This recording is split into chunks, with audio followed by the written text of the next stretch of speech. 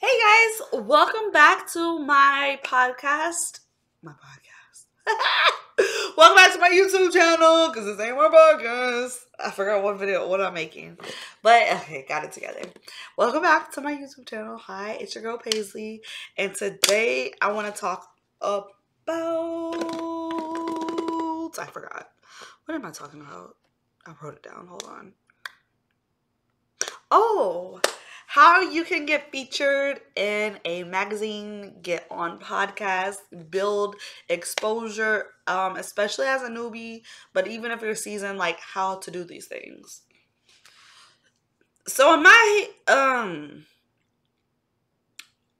okay, sure. When I first got in this industry, I would sit back and watch some of the girls that were maybe around my same following, maybe just started with me, and I would wonder like, how are these girls getting on these podcasts?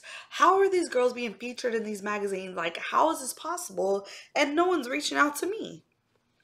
Well, I quickly learned that if you want to be in a magazine, you want to build exposure for yourself, you want to be on a podcast, sometimes you have to be the one to reach out. So, I want to tell y'all a couple tips and tricks on how I got on my first few podcasts as a newbie, how I was featured in magazines within my first year. I don't know if I can stand up right now because I'm wearing a bathing suit, but I actually have the magazine right up there that I was featured in.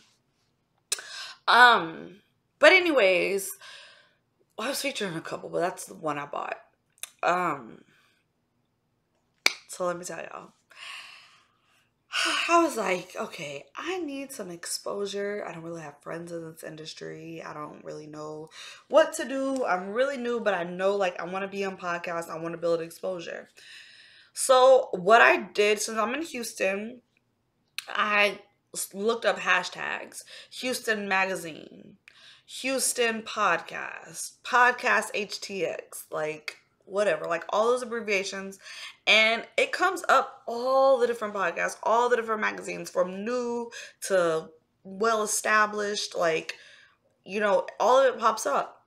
So I just sat there and I messaged a bunch of them. Hey, my name's Paisley. I'm a cam girl. I know that people don't really know what cam girls are in Houston. I see that you've never interviewed a cam girl. Would you be interested in possibly having one on? Because where I'm from, most of the podcasts and magazines aren't geared towards like sex workers, and much less it would be like strippers or porn stars, not cam girls. So I really wanted to bring cam girl awareness, especially my first year, because I realized not so many people actually know what a cam girl is. So that was one of my main reasons, other than the fact that I just wanted to build exposure for myself. So I reached out and they responded. I was able to send in photos. Some send me back like questions. Some were actual podcasts where I got to do interviews, audio, video. Like I was willing to do whatever because I really wanted the exposure. So I just feel like not too many people think of this specific idea. Some might think like, oh yeah, one day I'd like to be on a podcast. One day I'd like to be in a magazine. But it's never too early to start reaching out to people, especially when you have your social medias established. Now, you don't have to have no crazy following, but your page has to look like a business page. When they click on it, they need to know like, oh wow, you're some sort of a sex worker. Oh, you're an OnlyFans girl. Oh, you're this. Something has to register in these magazines or these podcast brains to want to interview you. So I would say after you get your social medias all set up, start reaching out and see if that works. See if that works for you guys. I've had bad luck with it as well. You get some negative things. You get some people who read it and don't respond. You get some people that's like, why? What's the benefit of interviewing you? You get all those things. But for every 100 no's, there's at least one yes. And I'm the type of person that I will sit there and reach out and reach out and reach out because somebody is going to say yes.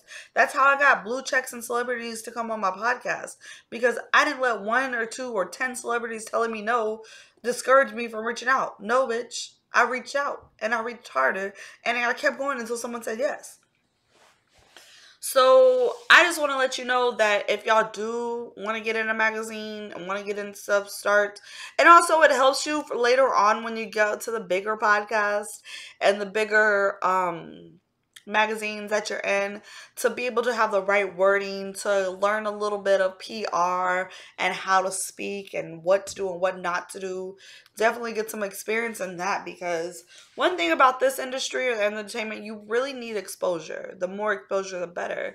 And going, I feel like going to about 10 different podcasts in my city, even if they didn't have that many followers, well, I get a few followers here, I get a few followers there, I get people that buy my OnlyFans here. Like, I'm getting exposure in that way. So for me, I saw a great benefit of it.